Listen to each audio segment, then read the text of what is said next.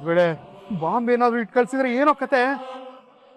ಹೌದು ರಾಮಾಚಾರಿ, ಸದ್ಯ ನೀನ್ ಅದನ್ನ ತೆಗ್ದಿಲ್ವಲ್ಲ, ಅದ್ರಲ್ಲಿ ಏನಿದೆಯೋ ಏನೋ, ಮೊದ್ಲು ಆಚೆ ಬಿಸಾಕಪ್ಪ. ಹೌದು ರಾಮಾಚಾರಿ, ಒಂದ್ ನಿಮಿಷನೂ ಇದು ನಮ್ಮ ಮನೇಲಿ ಇರೋದ್ ಬೇಡ, ಮೊದ್ಲು ಆಚೆ ಬಿಸಾಕ್ಬಿಡು. ಒಂದ್ ನಿಮಿಷ ಎಲ್ಲ ಸುಮ್ಮನೆ ಇರ್ತೀರಾ? ಯಾಕೆ ಇಷ್ಟು ಟೆನ್ಷನ್ ಮಾಡ್ಕೋತಾ ಇದ್ದೀರಾ?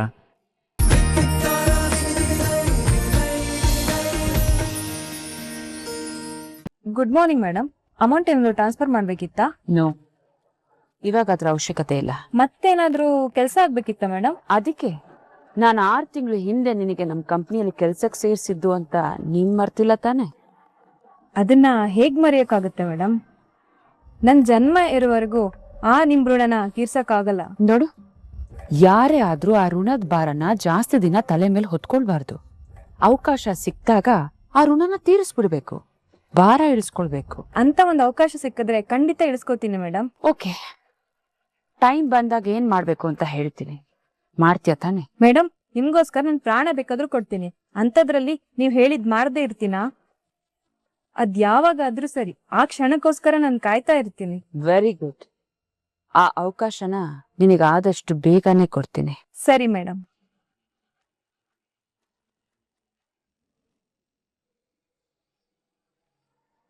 ರಾಮಾಚಾರಿ, ಆದಷ್ಟು ಬೇಗ ನಾಮಕರಣಕ್ಕೊಂದು ಒಳ್ಳೆ ಮುಹೂರ್ತ ನೋಡಪ್ಪ. ಈ ನೆಪ್ತಲ್ಲಾದ್ರೂ ಎಲ್ಲ ಒಟ್ಟಿಗೆ ಸೇರೋಣ ಅಂತ ಆಸೆ ಆಗ್ತಾ ಇದೆ. ಸರಿ ನೋಡ್ತೀನಿ ತಡಿ. ಎಲ್ರೂ ಒಟ್ಟಿಗೆ ಸೇರೋದೇ ಒಂದ್ ಖುಷಿ, ಅದ್ರಲ್ಲೂ ಒಂದ್ ವಿಶೇಷವಾದ ಕಾರ್ಯಕ್ರಮಕ್ಕೆ ಸೇರೋದಿದೆಯಲ್ಲ, ಅದು ಸಂತೋಷನೇ ಬೇರೆ. ಅಮ್ಮ, ಇದೇ ತಿಂಗಳು 28ನೇ ತಾರೀಕು ತುಂಬಾ ಒಳ್ಳೆ ದಿನ ಇದೆ. ನೀವೆಲ್ಲ ಹೂ ಅಂದ್ರೆ ನಾವು ಅವತ್ತೇ ಇಟ್ಕೊಬಹುದು.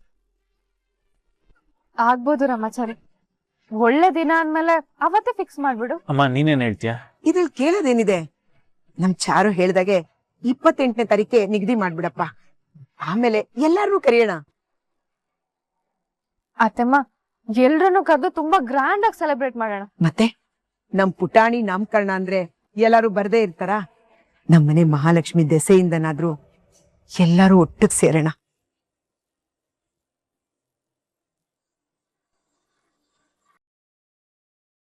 ಅಪ್ಪ, ನೀವೇನ್ ಮಾತಾಡ್ತಿದ್ದೀರಾ ಅಂತ ಒಂದ್ ಸ್ವಲ್ಪ ಯೋಚನೆ ಮಾಡಿ ಮಾತಾಡಿ. ನೀವೀಗೆಲ್ಲ ಝಾನ್ಸಿ ಹತ್ರ ಹೇಳಿದ್ರೆ ಅದಕ್ಕೆ ಬದುಕ್ ಬಂದ್ಬಿಡ್ತಾರ? ನೀವ್ ಹೇಳ್ತಿರೋದ್ ನಿಜಾನ? ಅಮ್ಮ ಬದುಕಿದಾರ? ಮತ್ತೇನಾದ್ರೂ ನೀನ್ ಇಂಥ ಪ್ರಯತ್ನ ಮಾಡಿದ್ರೆ ಅವಳು ಬರೋದು ಇಲ್ಲಿಗೆ. ಅವಳು ನಿನಗೆ ಇಲ್ಲೇ ಸಿಗ್ತಾಳೆ ಅನ್ನೋದನ್ನ ನಿನಗೆ ಅರ್ಥ ಮಾಡ್ಸೋದಕ್ಕೆ ನಾನು ಇಲ್ಲಿ ಕರ್ಸಿರೋದು. ಅಲ್ಲ ಪುಟ್ಟಿ, ಅವಳು ನಮ್ಮ ಮನಸ್ಸಿನ ಜೊತೆಲೇ ಇರ್ಬೇಕಾದ್ರೆ ಅವಳು ಸತ್ತೋಗಿದ್ದಾಳೆ ಅಂತ ಹೇಗಮ್ಮ ಅನ್ಕೊಳ್ಳೋದು?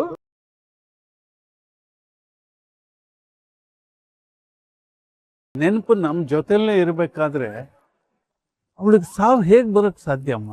ಸಾವು ಬರೋದು ಬರೀ ದೇಹಕ್ಕೆ, ಆತ್ಮಕ್ಕಲ್ಲ. ಆತ್ಮ ನಮ್ ಜೊತೆಲೇ ಇರುವಾಗ ಅಮ್ಮ ಸತ್ತಿದ್ದಾಳೆ ಅಂತ ಯಾಕೆ ಅನ್ಕೋಬೇಕು? ಆದ್ರೂ ಅಮ್ಮ ಇವಾಗ ನಮಗ್ ನೆನ್ಪಷ್ಟೇ ಅಲ್ವಾ ತಾತ? ನಾವ್ ಏನೇ ಅನ್ಕೊಂಡ್ರು ಅವ್ರು ವಾಪಸ್ ಬರೋಣ ಅಂದ್ಮೇಲೆ ಬದುಕಿದ್ದಾರೆ ಅನ್ಕೊಂಡ್ರೆ ಏನ್ ಪ್ರಯೋಜನ ತಾತ? ಈ ಪ್ರಶ್ನೆಗೆ ನನ್ನ ಹತ್ರ ಉತ್ತರ ಇಲ್ಲ. ಇದೆಲ್ಲ ಏನ್ ಬೇಕಾದ್ರೂ ತಿಳ್ಕೊಳ್ಳಿ, ನನ್ನ ಸೊಸೆ ಸತ್ತಿಲ್ಲ, ಬದುಕಿದ್ದಾಳೆ, ನಮ್ ಜೊತೆಲೇ ಇದ್ದಾಳೆ ಅಂತ ನಾನು ಅನ್ಕೊಳ್ತೀನಿ. ನಿಮ್ ಮನ್ಸಿಗೆ ಏನ್ ಸಮಾಧಾನ ಅನ್ಸುತ್ತೋ ಹಾಗೆ ಮಾಡಿ. ನಾನು ಹೇಳ್ತಾ ಇದ್ದೀನಿ, ಕೇಳಿಸ್ಕೊಳ್ಳಿ. ನನ್ನ ಸೊಸೆ ಫೋಟೋ ಇಲ್ಲಿ ಇರಬಾರ್ದು, ಅದಕ್ಕೆ ಹಾರನೂ ಹಾಕಬಾರ್ದು.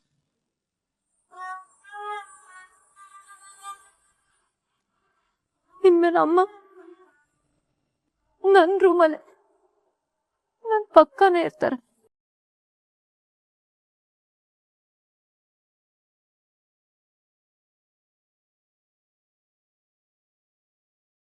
ಅವ್ರೆ ಅಮ್ಮ, ಇನ್ನೊಂದ್ಸಲ ಈಗ ಆಗದೆ ಇರೋಗೆ ನಾನ್ ನೋಡ್ಕೋತೀನಿ.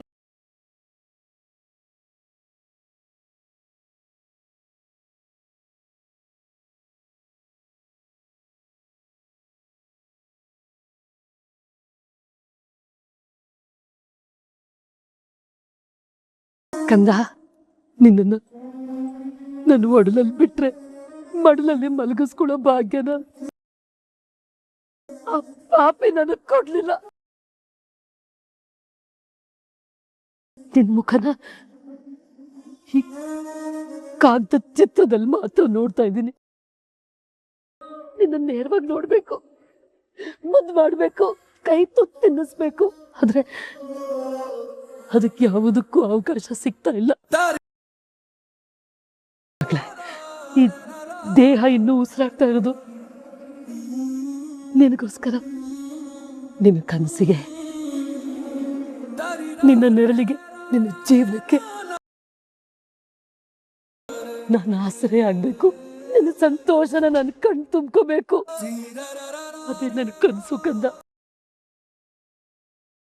ಯಾವಾಗ ಪೂರ್ತಿ ಆಗುತ್ತೋ ನನಗ್ ಗೊತ್ತಿಲ್ಲ, ಆದ್ರೆ ಆ ದಿನಕ್ಕೋಸ್ಕರ ನಾನು ಕಾಯ್ತಾ ಇರ್ತೀನಿ ಕಂದ, ಕಾಯ್ತಾ ಇರ್ತೀನಿ ನಾನು.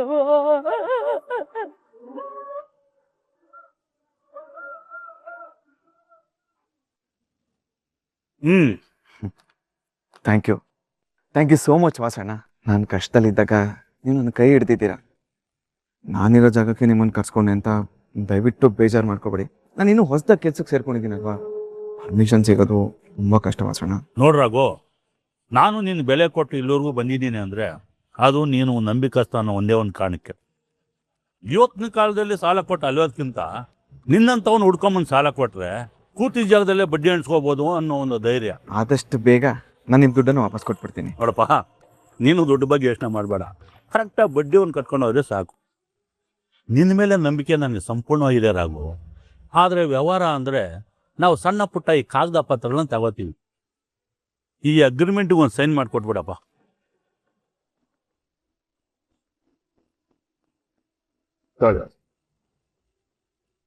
ರಾಘು, ಇದರಲ್ಲಿ 2 ಲಕ್ಷ ಇದೆ, ನೀನು ಒಂದ್ಸಲ ಎಣಿಸ್ಕೊಂಬಿಡು.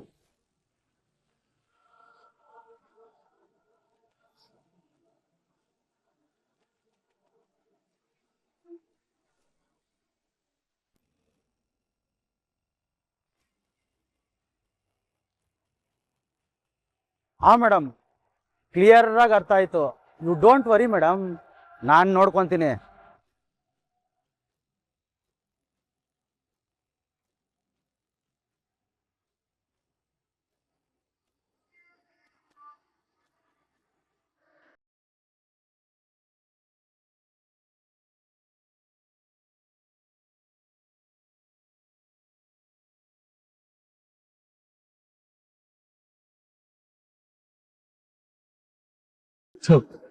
ಯಾರಿವನು ರೋಡಲ್ಲಿ ಅಷ್ಟೊಂದು ಜಾಗ ಇದ್ರು ಹೋಗಕ್ಕೇನು?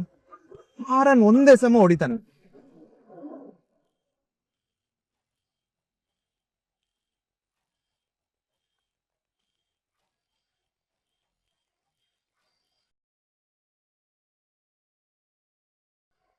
ಹಲೋ, ಎಕ್ಸ್ಕ್ಯೂಸ್ ಮೀ, ನಿಮ್ left side back door correct ಆಗಿ ಕ್ಲೋಸ್ ಆಗಿಲ್ಲ ನೋಡಿ. ನೋಡಿರ್ಲಿಲ್ಲ. Anyway, thank you so much.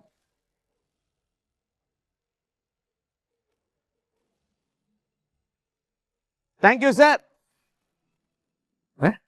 ಇವ್ರು ಎಲ್ಲಿಗೆ ಹೋದ್ರು? ಇವ್ರು ಯಾಕೆ ಇಷ್ಟು ಫಾಸ್ಟ್ ಆಗಿ ಹೋಗ್ತಿದ್ದಾರೆ?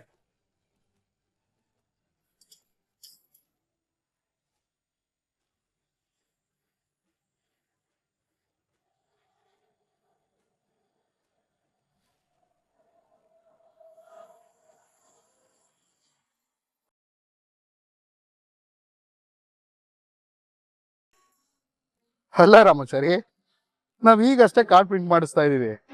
ನಮ್ ಪುಟಾಣಿ ನಾಮಕರಣ ಅಂತ ನಮ್ಗಷ್ಟೇ ಗೊತ್ತು, ಬೇರೆ ಯಾರಿಗೂ ಹೇಳಿಲ್ಲ. ಇನ್ನು ನಾವು ಕಾರ್ಡ್ ಪ್ರಿಂಟ್ ಮಾಡಿಸ್ಬೇಕು, ಅದನ್ನ ಹಂಚ್ಬೇಕು, ಆಮೇಲೆ ಅವ್ರು ಬರ್ಬೇಕು, ನಮ್ ಪುಟಾಣಿಗೆ ಹಾರೈಸ್ಬೇಕು, ಆಮೇಲೆ ತಾನೇ ಗಿಫ್ಟ್ ಕೊಡ್ಬೇಕು. ಯಾರು ಆಗ್ಲೇ ಗಿಫ್ಟ್ ಕಳ್ಸ್ಬಿಟ್ಟಿದ್ದಾರೆ ನೋಡು, ಪಾರ್ಸಲ್ ಬಂದಿದೆ. ಮುರಾರಿ, ಮೊದ್ಲದ್ ಯಾರ್ದು ಅಂತ ತೆಗೆದು ನೋಡು. ಅಮ್ಮ, ಫ್ರಮ್ ಅಡ್ರೆಸ್ಸೇ ಇಲ್ಲ. ಇದನ್ನ ಓಪನ್ ಮಾಡಿದ್ಮೇಲೆ ತಾನೇ ಗೊತ್ತಾಗೋದು ಯಾರು ಕಳ್ಸಿದಾರೆ ಅಂತ. ನಮ್ಮ ಅಡ್ರೆಸ್ ಇಲ್ದ ಯಾರು ಕಳಿಸ್ತಾರೆ? ಪುಟಾಣಿ ನಾಮಕರಣಕ್ಕೆ ಯಾರೋ ಸರ್ಪ್ರೈಸ್ ಗಿಫ್ಟ್ ಕಳ್ಸಿರ್ತಾರೆ. ತೆಗೆದು ನೋಡೋ ಗೊತ್ತಾಗ, ಹೊಡಿಲಿ, ತೆಗಿತೀನಿ. ಲೆಟರ್ ಬೇರೆ ಇದೆ.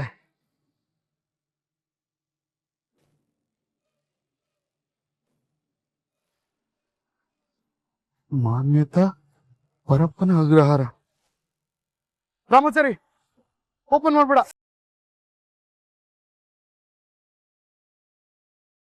ಯಾಕೋ ಏನಾಯ್ತು? ನಿನ್ಗೇನ್ ಬುದ್ಧಿ ಇಲ್ವಾ? ಯಾರು ಏನೇ ಕಳ್ಸಿದ್ರು ಡೈರೆಕ್ಟ್ ಆಗಿ ಓಪನ್ ಮಾಡ್ಬಿಡೋದಾ? ಇದನ್ನ ಚಾರ್ ಹೊತ್ತಿಗೆ ಅಮ್ಮ ಮಾನ್ಯತಾ ಕಳ್ಸಿರೋದು.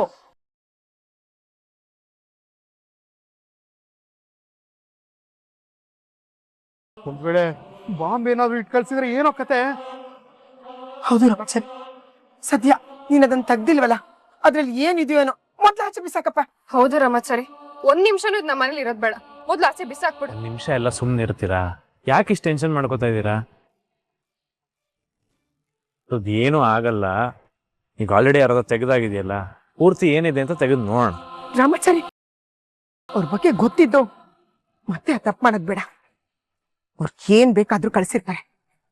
ಕಂಡು ಕಂಡು ಬಾವಿಗೆ ಬೀಳೋದ್ ಬೇಡಪ್ಪ. ನಾವು ಮೊದ್ಲು ಬಿಸಾಕ್ ತಗೊಂಡೋಗದ್ನ. ನೋಡಮ್ಮ, ನಿನ್ನ ಆತಂಕ ನನ್ಗೆ ಅರ್ಥ ಆಗುತ್ತೆ. ಆದ್ರೆ ಈ ಪಾರ್ಸಲ್ ಬಂದಿರೋದು ಜೈಲಿಂದ. ಅಲ್ಲಿಂದ ಅವ್ರ ಆತರ ಏನೂ ಕೆಟ್ಟದ್ ಕಳ್ಸಕ್ ಸಾಧ್ಯ ಇಲ್ಲ. ನೀವೇನು ಚಿಂತೆ ಮಾಡ್ಬೇಡಿ. ಏನೋ ಕಳಿಸಿದ್ದಾರೆ, ಒಂದ್ಸತಿ ತೆಗೆದು ನೋಡೋಣ ಇರಿ.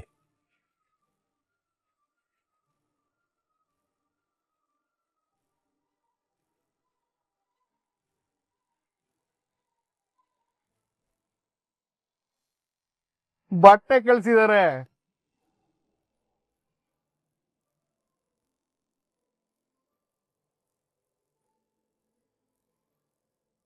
ಅದ್ಗೆ ನಿಮ್ಮಮ್ಮ ನಮ್ ಪುಟಾಣಿಗೆ ಬಟ್ಟೆ ಕಳ್ಸಿದಾರೆ. ನೋಡಿದ್ರಾ, ನೀವಿಬ್ರು ಸುಮ್ಮನೆ ಆತಂಕ ಪಡ್ಕೊಂಡ್ರಿ. ರಾಮಾಚಾರಿ, ನಿನಗೆ ಗೊತ್ತಲ್ಲೋ ಅವ್ರು ನಮ್ಗೆ ಎಷ್ಟೆಲ್ಲ ಮಾಡಿದ್ದಾರೆ ಅಂತ. ಮತ್ತೆ ನಂಬ್ತಿದ್ಯಾ ಅವ್ರನ್ನ ನೀನು? ಅವ್ರಂತ ಕ್ರಿಮಿನಲ್ ಆಗಿದ್ರು ಜೈಲಲ್ಲಿ ಇದ್ಕೊಂಡು ಆತರ ಎಲ್ಲ ಆಟಾಡಕ್ ಆಗಲ್ಲಮ್ಮ. ಇನ್ನೂ ಯಾರ್ದು ಹೆಲ್ಪ್ ತಗೊಂಡ್ ಕಳ್ಸಿರ್ತಾರಷ್ಟೇ.